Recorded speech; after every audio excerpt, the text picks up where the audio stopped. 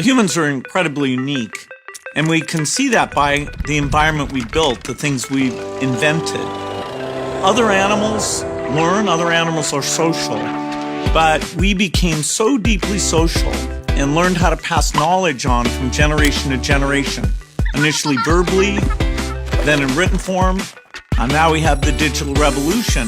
And so each generation builds on the next to help us not only build tools, but even ask questions about why are we here? What's our purpose? And so we're very different than all the other animals.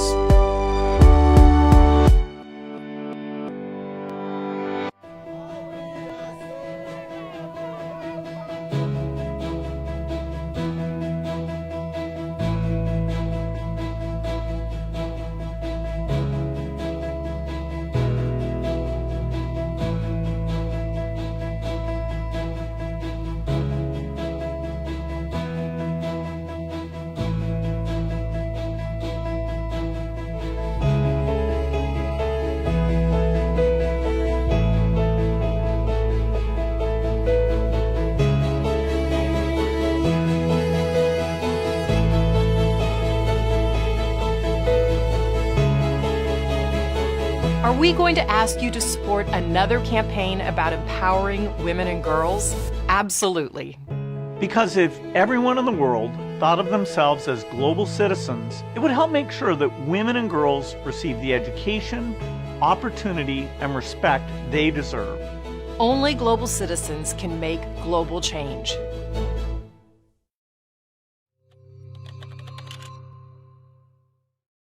Every summer, I try to do a little extra reading. Here's a few books I've read recently that you might enjoy. On Immunity by Eula Biss. She explains the history of vaccination, why children who don't get vaccinated can even affect those who are vaccinated. She's a very good writer. I wish I could write as nicely as she writes. Should We Meet by Václav Smil.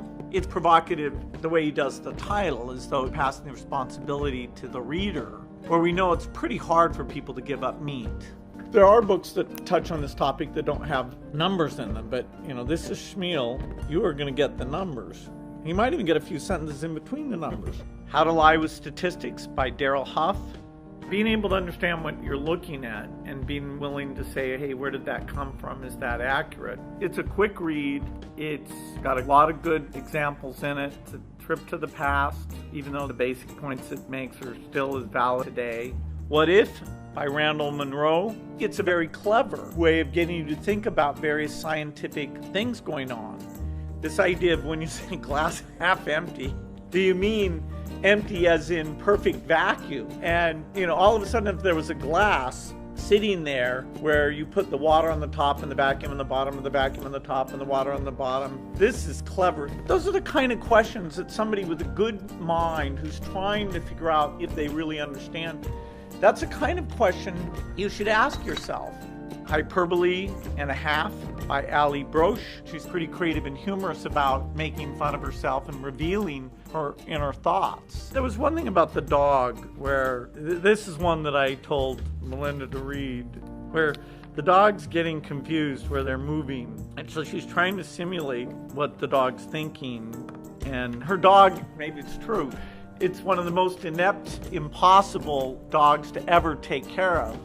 And finally, The Magic of Reality by Richard Dawkins.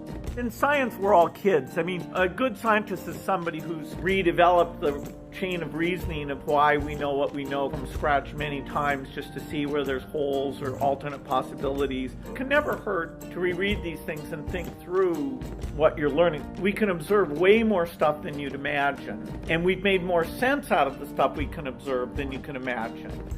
So quite a range there in terms of fun to learn, fun to know about. I hope you enjoy them as much as I did.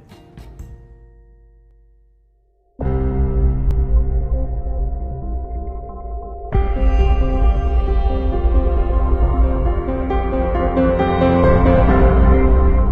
I'm very optimistic about where the world will be 50 years from now. I hope I'm around to see it, but I think we can already see the shape of things in some ways. The human population, which was growing at a very rapid rate, is now growing at a slower rate because as we become successful, families have chosen to have less children. And so we can see a peak population that makes it possible to think about living within the resource constraints that we have. We can also see a decline in violence.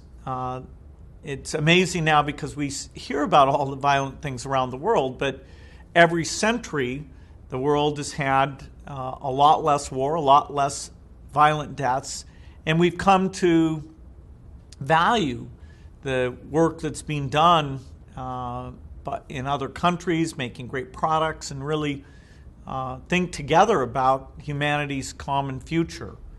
The pace of innovation will need to surprise us in some ways. What form this great energy source will be that will avoid us destroying the environment. That's an invention that's very, very important. How much care will we give towards making sure that the poorest several billion are not completely left out? There's been a little bit of progress there, but the inequity level still should concern us quite a bit. And then there are things that are harder to predict. For example, how important will robots be in 50 years?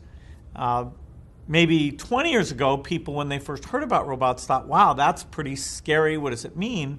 But then when it didn't really happen, they stopped thinking about it. It's almost like only a curiosity in the movies or toys. And yet, clearly in the decades ahead, the cost, the capabilities will mimic what we've seen in science fiction. And so we'll have to see, how do we take advantage of that? As we're living longer, how do we find fulfillment? What does a working career look like in terms of timing? The world will have aged on average, and that brings with it very interesting problems. And so it's not without challenges, but the path of extended lifespan, more science, more global understanding, sense of our common humanity, more education, more ability to watch a great course and not give up the curiosity that you're born with, but try to think about the world and where it can go and how you can contribute to it. I think all of these things are taking more advantage of our innate capabilities and will allow us to make 50 years from now a far better place than even what we have today.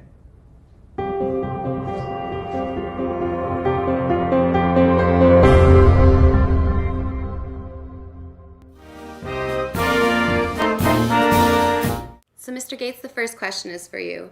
Why are partnerships such as the one between the Bill and Melinda Gates Foundation and the Canadian government so important to improving maternal, newborn, and child health? Well, really starting in 2010, the goals of the Gates Foundation and the goals of the Canadian government in helping out poor countries really got very much into alignment. This idea of helping mothers and children, improving nutrition. We've seen how dramatic the benefits of those things are. And so we've ended up working together on a lot of programs, buying vaccines, nutrition, Global Fund, which goes after malaria, which is a huge killer of children and causes lots of problems during pregnancy. And so we've been learning from each other. Canada's gotten out in front on things like their grand challenges that includes saving minds, understanding how mental development is held back if you don't have the right type of diet. And it's been exciting to see that the number of kids who die, the number who don't get enough to eat, all of these things, there's been pretty rapid improvement.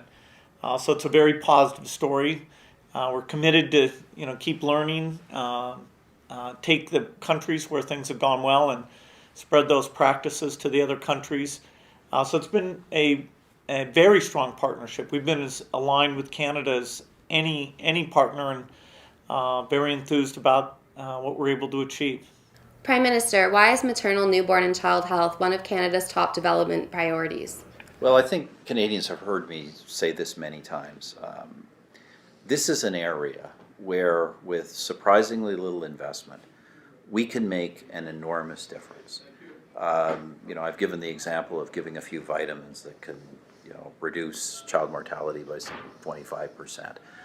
This is a case where we can go into the developing world and literally take cases where people will die and make them live and make them have hope to be productive citizens. And when you're dealing with mothers and children, you are dealing with the most fundamental building block of society. And if anything else is good is going to happen in the world, it starts there. And so I say it's something we can do, we should do, and we're able to make a difference. And that is what is so exciting about it, because we see that difference happen. Mr. Gates, what are your top priorities in this area and why? Well, my wife and I wrote our annual letter for the foundation talking about where we think the world can get to in the next 15 years. And the aspiration is that in the same way in the last 25 years we cut these childhood deaths in half from 12 million a year down to 6 million, we think now in 15 years it can be cut in half again, so from 6 million down to 3 million. Now there are several elements to that. We've got to get all the vaccines that U.S. and Canadian children take for granted that they get those out to all the children of the world who are actually more vulnerable to these diarrheal and pneumonia diseases. And the recent extremely successful fundraising for the Global Alliance for Vaccines that Canada was a very large and generous participant in, that lays the foundation that actually in the next 5 years we'll get those vaccines out to all those children. We need to make progress on malaria in Africa. That's a significant part of the children's deaths. And so we've had discussions today, meeting with the experts and talking about what goals should be set and how are we going to achieve that. Overall, health is an enabling factor. And the goal here is to have these countries be self-sufficient. And we've seen Brazil, Mexico, many countries, India in the reasonably near future will be self-sufficient. And so even the countries in Africa that are still in a tough situation, if we lend them a hand and help out with these really central issues, starting with health, but then education, agriculture, then they will get to the point where they're completely self-sufficient. So in 15 years, I think there'll be very few countries left that are in need of aid. At least a half of the ones that we're helping today will be graduating, and that's great success. A lot of healthy children contributing to the world. Prime Minister, what are you announcing today, and why is it significant? Well, look, we're just reiterating today what we've been doing, which is contributing to a range of causes on child, newborn, and maternal health. Obviously, including some of the things that Bill has talked about, vaccine support, many things I've been announcing around the world. We just want to keep pushing this forward at every opportunity. We're in the process of developing something internationally called the new Millennium Development Goals, and I think we're both a bit worried there's a bit of a lack of focus creeping in, and we just want to keep our country, which has supported this so strongly, and the world focused on the really big things where we can make transformational changes to the planet. And so that's really what we're doing today. And I just want to spend a moment, if I could, just talking about the Gates Foundation while Bill is here. Look, it's been just, Gates Foundation has been a fantastic partner. I don't think most people really appreciate the effect the Gates Foundation itself has had in the international development area. It's brought a kind of a business-oriented rigor, focus on results, achievements. It has a range of capacities all the way from scientific research through to delivery, and of course a scale of funding that is really unique. So it's been a great partner for Canada, but it's a great organization that's really helping the world. We're really honored that Bill could join us, just as Melinda joined us for the conference back in Toronto in May.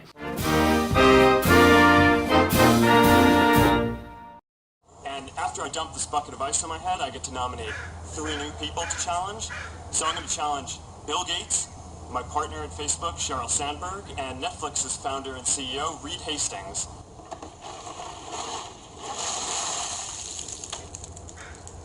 I'm glad to give to ALS. It's a great cause, but I want to accept this challenge. I want to do it better than it's been done.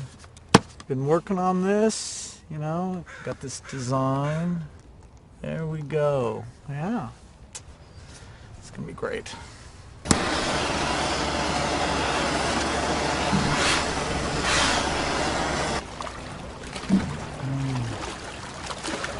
I'm here to join the people bringing attention to Lou Gehrig's disease by taking the ALS Ice Bucket Challenge. I'm going to challenge 3 more people: Elon Musk, Ryan Seacrest, and Chris Anderson of TED. Consider yourself challenged. You have 24 hours. Good luck.